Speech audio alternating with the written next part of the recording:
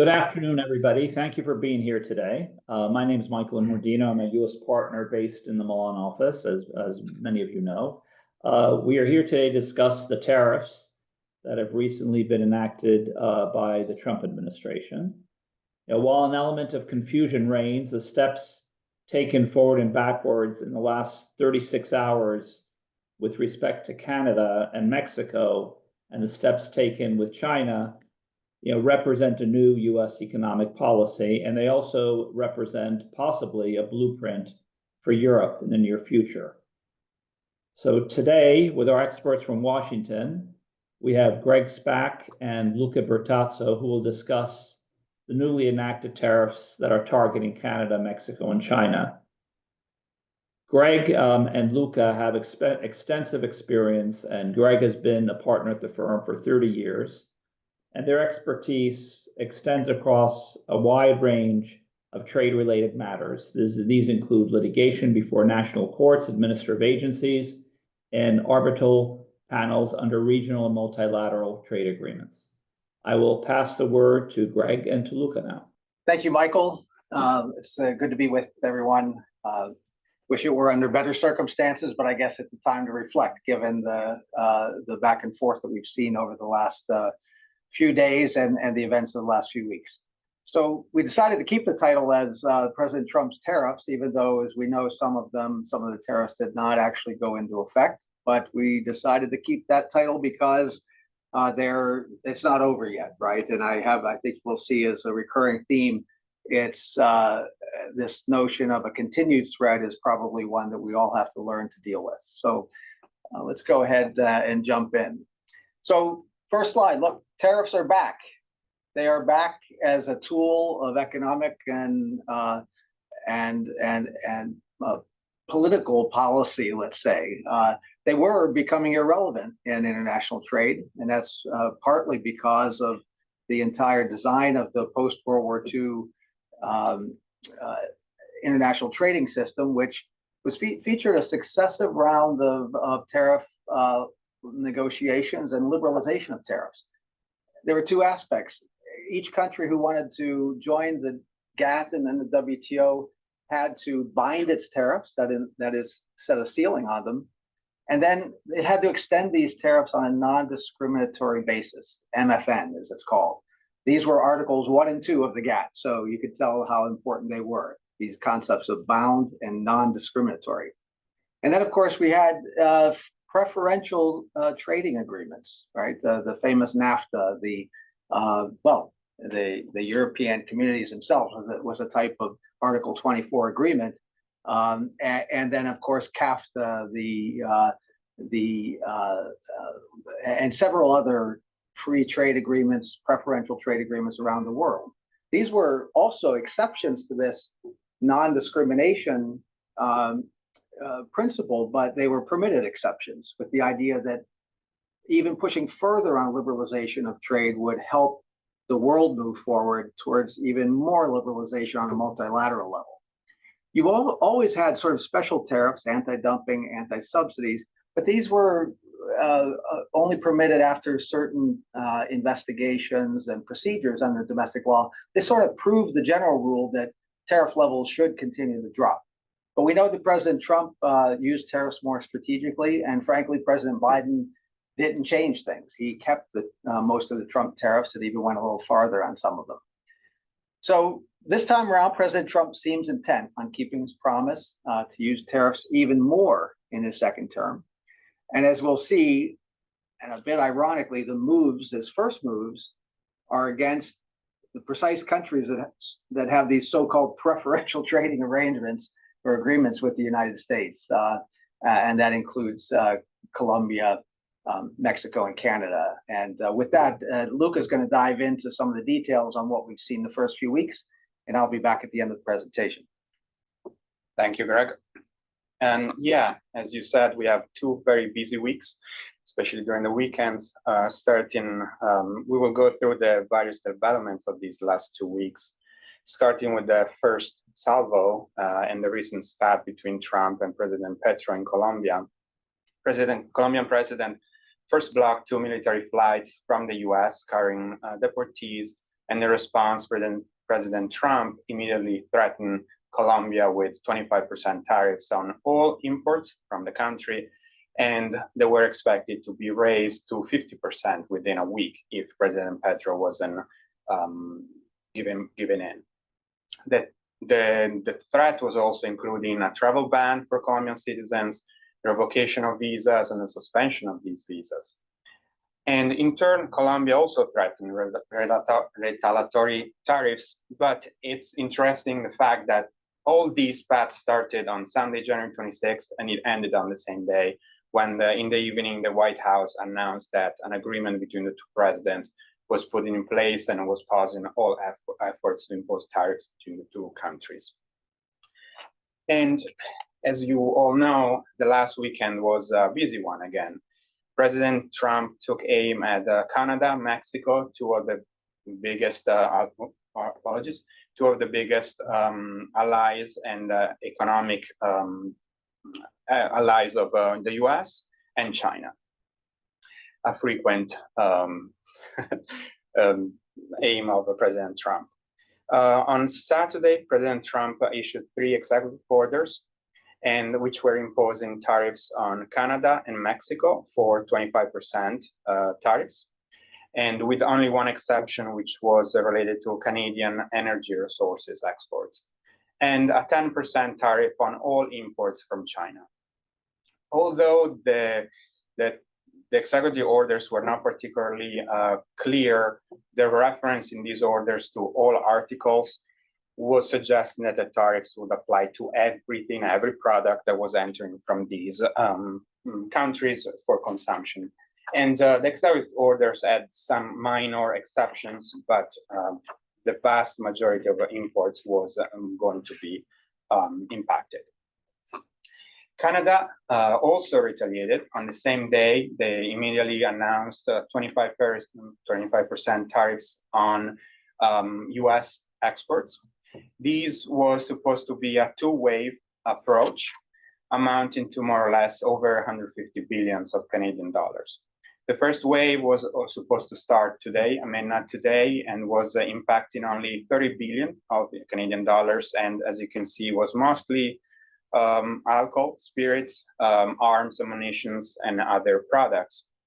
But the big part was of Canadian retaliation was supposed to take place in the second wave, which had no specific date to enter into force, but was attacking more or less 125 billion Canadian dollars, including EVs and the strong beef and pork industry in the US.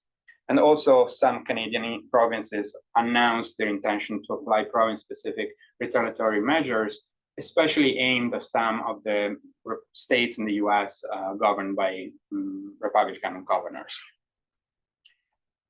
All of these came to an end yesterday evening when basically Canada and Mexico tariffs were put on ice by President Trump. President Trump had a conversation with both Trudeau, Canadian Prime Minister, and Sheinbaum, Mexican President. And I mean, I think that the common denominator for these discussions is pretty clear: the border. On one side, on one hand, Trudeau agreed to appoint a fentanyl czar and to spend more or less $1 billion to reinforce the Canadian border. And Sheinbaum also agreed to send 10,000 soldiers to the south border, and also said that the US were committed to stop the entry of weapons. We here in DC and our colleagues in Mexico City are keeping an eye on any developments. Obviously, as you can imagine, things are moving very quickly, but we are working on make sure that we can provide timely updates. China, what's happening with China? Again, no problem. China, first of all, as Greg mentioned, was the only country among the 3 and Colombia impacted by the executive orders that had no free trade agreement with the US. As far as we know, there is no deal at this time, and this morning, China announced their own retaliatory measures. They are impacting coal and natural gas with a 15% tariff, 10% tariff on crude oil and other machinery. And China also announced export restrictions on metals like tungsten and indium that are very important for the manufacturing of batteries and EVs. And they also added two US companies, Illumina, biotech company, and the fashion retailer PVH Group, in the sanction list. If no deal is reached in the next week, these retaliatory measures will be effective on February 10th. The last point we want to make is the difference between these tariffs and what President Trump did and Biden continued in the first Trump administration. As you might know, the Section 301 on Chinese products, Section 232 on steel and aluminum from almost anywhere in the world, and Section 201 tariffs were based on long, lengthy investigation and reports by USTR and the Department of Commerce here in the US. Here, instead, Trump is using relatively unknown International Emergency Economic Powers Act that had been used in the past, but never to impose tariffs. We want to highlight that technically Congress can terminate with a joint resolution the executive orders. First, it does never happen, and I think the other question is whether Trump could veto the joint resolution itself. So it's sort of we'll be back in the same saddle. And giving back to Greg. Right. So with that summary, I'd like to sort of take a pause and so that we all reflect on what's happened, what all those facts mean, what all those developments mean for countries that have to deal with the United States on trade issues, and in particular, countries and the companies operating in the European Union and in countries like Italy. Look, it's clear that President Trump is looking at tariffs for several different purposes and several different types of tariffs. On the one hand, he often talks about global tariffs. Universal tariff is the phrase that's used sometimes. Other times he speaks about specific countries where he has, and those tend to be ones where he has specific policy goals in mind. And other times he talks about sectors, such as semiconductors and pharmaceuticals and oil and steel and so forth. So it's a little bit of a situation where he's all over the board, but clearly what the message coming through is that he believes that this is a very powerful tool for the United States to use.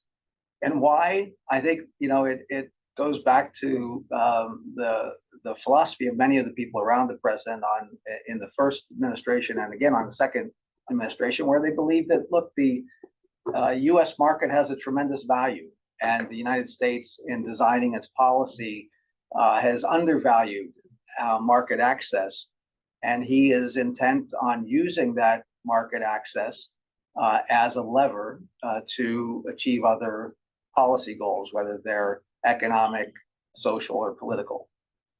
So tariffs have become what we're calling sort of the Swiss Army knife of US trade policy. We're trying to address foreign policy issues that are unrelated to trade, creating leverage to negotiate market access in other countries for US exporters, although that one seems to be somewhat questionable given the immediate reaction in terms of retaliation this time from some trading partners. It's also, for the first time in a long time, being talked about as a source of raising revenue. Of course, historically, in the early years of the United States government, most of the government was financed by import tariffs. But as some have observed over the last several weeks, when confronted with this argument, at that time, the US government was a bit of a different animal. I've heard one person say that I think that the government consisted of essentially 5 lighthouses and a sailboat. But that's obviously an exaggeration, but you get the idea. The government these days is much bigger. Tariffs are a relatively small part of the budget, and at some point, of course, if the tariffs are so high, people will stop importing, and as a result, the tariff revenue should fall off. The counter side of that, of course, is what President Trump has talked about often, having companies come back to the United States to produce, and that's one of the other goals, this next one, to support the expansion of U.S. manufacturing, and of course, and not unimportantly, to reduce the U.S. economic connections with China and China's growing influence around the world. So who's next, right? We're all here because we're primarily interested in how this plays out with the European Union. And certainly the president and the White House have not been shy about indicating that the European Union is within its sights. We put up here a few of the quotes that he's made just over the last few days. These aren't new. He's repeated them during the first administration, during the campaign, and he's repeating them again now. So I think it's reasonable to suggest that this will work its way into U.S. trade policy in the near future. And he's indicated, that he's also thinking, as some have heard, about identifying the BRICS countries, and this one seems to be tied to the policy of the stated policy of replacing or at least diminishing the role of the U.S. dollar in international trade and finance, which is something the president realizes is probably not in the best interest of the United States over the long term. And he's thrown out this idea of a 100% tariff if they try to move the world economy in that direction. The United Kingdom has been interesting because the president has gone out of his way to sort of distinguish it from Europe. He says that the UK is also out of line, but he thinks that he can work it out. Most people are interpreting that to mean that he believes that some sort of a free trade agreement or a trade and investment agreement of some type might be high on the agenda of the second Trump administration. And then, as I said, some of these he's talked about them as universal tariffs. He's talked about them as on specific countries, and he's also talked about specific sectors, especially the automotive sector, and especially with respect to EVs, right?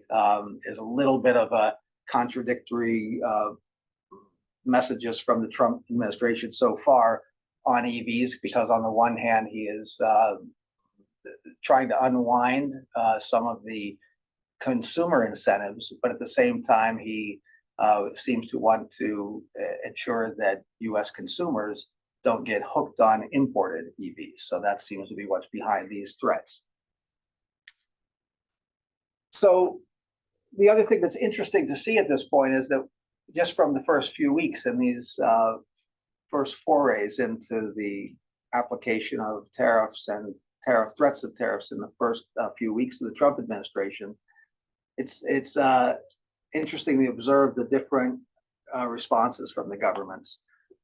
It's ranged from retaliation or threatened retaliation or countermeasures of some type to cooperation and a sort of a mix in between, a mix of things in between. What I find interesting is that a lot of the problems that were identified as being the targets of the tariff policy tend to be sort of systemic, long-term problems, right? The border, immigration, fentanyl use, fentanyl trafficking, China's dominance or increasing influence around the world. The Colombia issue is probably a different issue, and that can be explained for other reasons. But again, these other issues are sort of systemic, long-term problems. So that allows countries to engage, cooperate, make some promises of progress. And what the Trump administration has shown so far in the first few weeks is, that'll be enough for us to stop the tariffs at first. At least that's the message I think that you could draw from the conclusion you could draw from the first few weeks. So But the problem with that, of course, is that it probably locks us into this cycle, right? It locks us into a cycle of threatening, then canceling, but we'll see what happens in a month. We'll see what happens in 6 months. And at any time in between, I would expect that we'll see the White House becoming frustrated with some of the progress. Progress on these issues is not easy to measure. And that frustration could very likely lead to the resumption of the tariff threat or the actual imposition of tariffs. Obviously, the response will depend on the trading partner and the business interest involved. The EU in particular has a lot of experience dealing with the United States. The two are not strangers to trade conflicts. They've been through a lot together. They've threatened retaliation against each other. They have long-running disputes like the Boeing Airbus dispute, like the disputes over the steel 232 tariffs. And so the Europeans have seen this movie before, right? And I'm sure that the playbook, they know what's in the playbook. It's a little different, I would say, on the U.S. side this time. Clearly, the president and the current administration has very strong feelings about the European Union, and the let's say he seems to want to measure the trade in terms of strict reciprocity. My cars face a 10% duty when they come into Europe. Your cars face a 2.5% or 3% duty when they come here. So that sort of strict reciprocity, if you look at it that way, of course, which is what the president keeps repeating, it will lead you to the conclusion that it's not a balanced relationship. There are arguments that, of course, if you look at it more broadly, there is a balance, but that doesn't seem to be what we're hearing now from the administration. So we do expect this to come along pretty soon. I think we'd be silly to say that it's unlikely to happen. When, we don't know. How the Europeans will react, we'll have to see how that works, and then in turn what happens to the U.S. Threats. So with that, we'll conclude and open it up to any questions. Michael, if you have a sense of how the question and answers will go. We have no Q&A. I received the first question, and I'll read off and then jump into it. The question is, aren't these tariffs, if imposed, aren't they illegal? And the answer is yes. In the first instance, they're probably a violation on several different levels. They clearly violate this notion in Articles 1 and 2 of the GATT 94, which is incorporated in the WTO agreement. That's the notion I mentioned at the outset, that the tariffs have to be applied on a MFN non-discriminatory basis, and that they are bound. In other words, the 25% tariff would certainly exceed the tariff bindings of the United States. The average tariff for the United States is the weighted average effective tariff is somewhere between 2 and 3%. Although some of the bound tariffs, the promises on the ceilings, are a little bit higher, but not generally that high. So yes, and then of course in free trade agreements, the United States has also made tariff commitments, largely to that are either that, well, they can't be worse than the WTO bound tariffs, and they're generally better or allow for duty-free treatment. And those are commitments of the United States. But we have to remember that every trade agreement, including the WTO, including the USMCA, has a series of exceptions. And among those exceptions is the famous or somewhat infamous national security exception. And this has been the source of what the United States has used in the past to say that it's not actually violating its commitments under international agreements. Instead, it is its derogation from its obligations is excused because of the national security exception. There are also other types of exceptions for public order and so forth that I guess I would imagine the United States could make with respect to the immigration issue, fentanyl issue and illicit trafficking of goods. So I would imagine that we'll see some of that too. China has indicated that it's starting a WTO case immediately, and we'll see. So if you stay tuned and you're interested in seeing how that plays out, it seems like we'll be able to see that over the coming months. Another issue, I think it's also bringing a case in front of the WTO will take time. So while the resolution won't be immediate, but it will take time for the WTO, the appellate body, to issue their decision. And we know they are not particularly, that's not an easy fix. Yeah. So for people in the commerce and trade, that will not be an easy solution, I think. Yeah, it may not be an easy solution, but at the end of the day here, one of the things we have to recognize is that the credibility of the United States, the ability to negotiate with others, that's all part of this story also.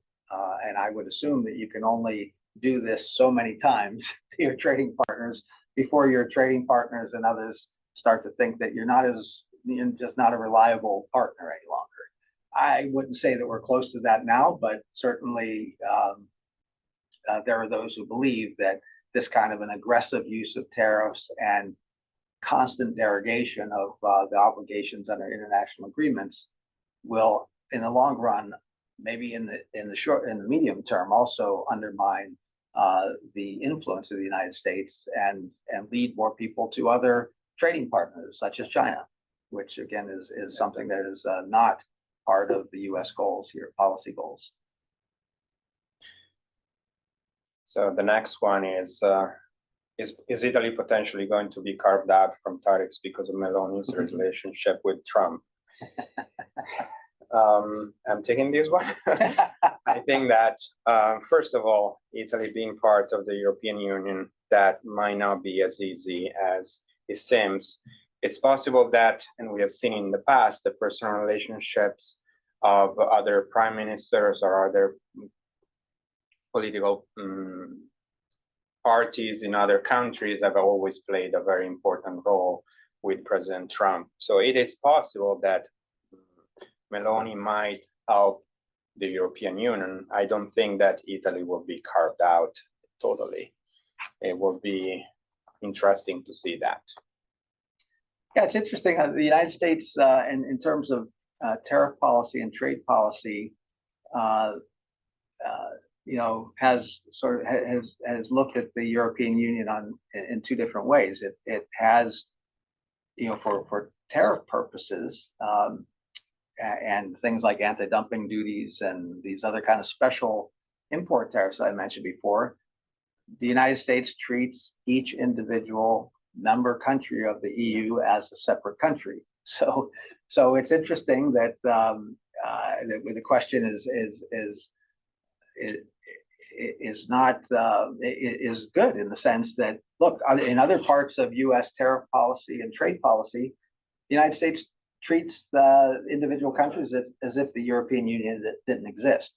Now, of course, when we get to issues that are EU-wide, such as regulatory issues, GMO issues, things that are controlled at the European level, then typically the United States engages on that level. But it's a good question because there is space, at least, for the United States to take a different approach towards individual members. It wouldn't be completely inconsistent with what it's done on some trade issues. So will the WTO play a role in this war? I think it might. As we saw, China is already starting a case, so it will possible that it will be involved. Yeah, I think that's right. I think that our first answer covered that. And I do believe a lot of people say, well, what's the WTO worth these days? There's no appellate body. But, even the Trump administration, at least during the first Trump administration, I think the view was we need some system, right? We need some trading system. I don't think anybody wants chaos. And let's remember that the WTO is not just about dispute settlement. There are a lot of things that happen within the WTO. a lot of things that benefit the United States. So, and its individual members. Otherwise, the organization would completely disappear, which it has not. So I think it will play a role. The impact is more questionable. Yeah. Has anybody calculated a drawback to the U.S. economy by these tariffs, especially towards the EU? I think that President Trump put on X or the other something about it might hurt, but we will need to endure these. So I think, yeah, there are several studies this morning. I think the automotive industry was particularly upset about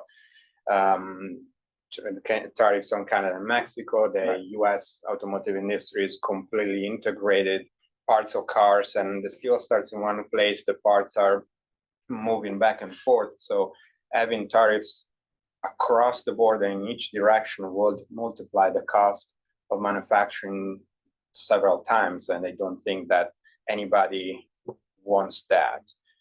I don't know if they have a specific number. There are plenty of studies out there, and there will be more. And of course, as with many of these economic studies, it depends what your assumptions are. And many will say, well, what answer do you want me to give you, and can tailor it to that. But for example, when in the Canada-Mexico dispute, which is again ongoing, I believe it was an independent group out of Yale University that the two economists calculated that it would cost the average American household about an additional $1,200 a year. That is about $100 a month in increased cost. So that's one study. There will be a plethora of studies. I haven't seen one necessarily on the European, on the impact of a similar dispute between the United States and Europe, probably because we don't know the scope of that yet, if it in fact occurs. But there will be no shortage of economic studies. I can almost guarantee that. Then we have a few questions about the current Section 232 with Europe and how they will develop, and any timing about tariffs on the European Union. So starting from the last one, no, I don't think we have a timing set for the European Union. We can expect it's going to be relatively soon.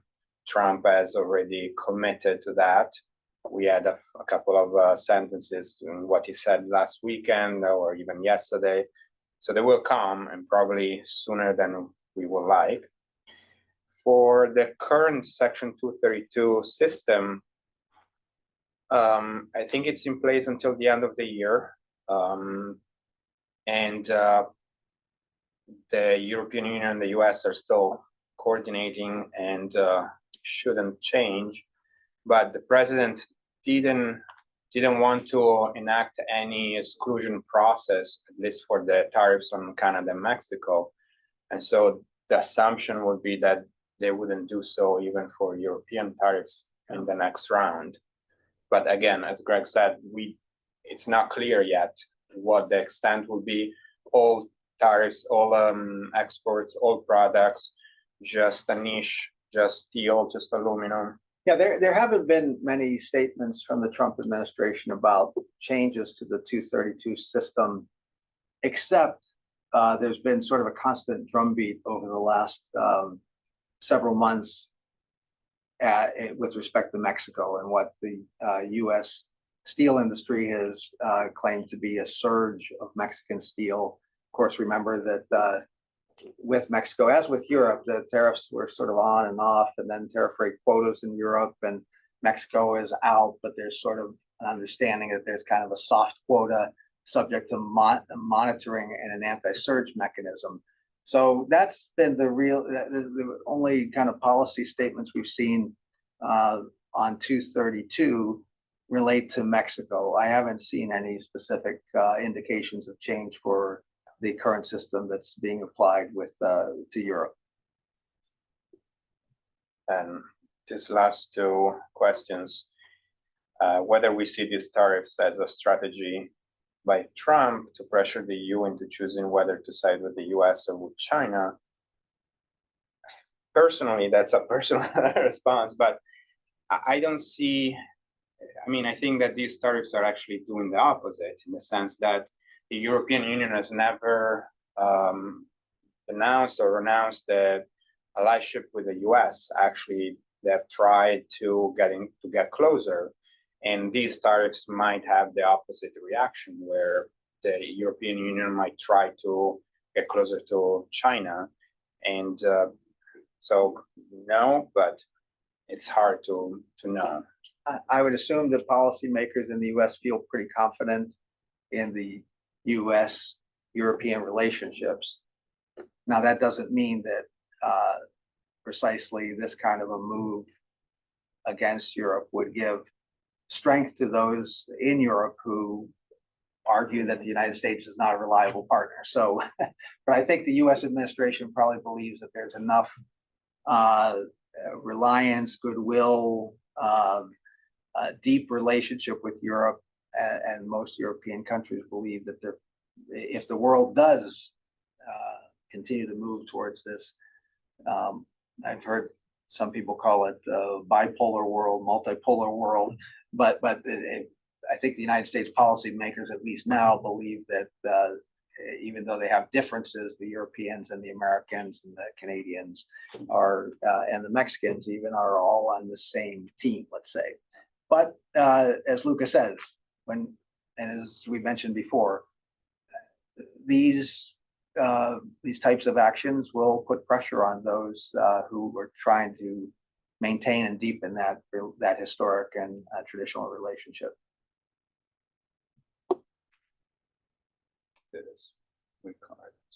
Yeah, Michael, I think we're to the end of the questions. So if and then we're just about on time. So if that's all from our side, just like to thank you and others for organizing this, and we'll look forward to keeping everybody through the office in Milan and through other parts of the firm globally. We'll keep everybody up to date on what's happening. So with that, Michael, I'll turn it back over to you. Yeah, no, I'll repeat, thank you for everybody for attending on such short notice. And your intent is, once we get some clarity on what is happening with the US government, the tariff side in Europe, that we will hold as rapidly as possible another seminar, webinar like we have done now. So keep your eye on the emails. Thank you, Michael. And I'll just add one final point, that for those who are interested in a little bit of a deeper dive than we did today, we'll be releasing sort of a video or an audio podcast on some of these issues. Of course, we're having to redo some of it as the days go by, but there's that'll be available, and I'm sure through our marketing team, we can make sure that everybody on this that's attended today can get a copy of that. Thanks again, everybody. Thank you.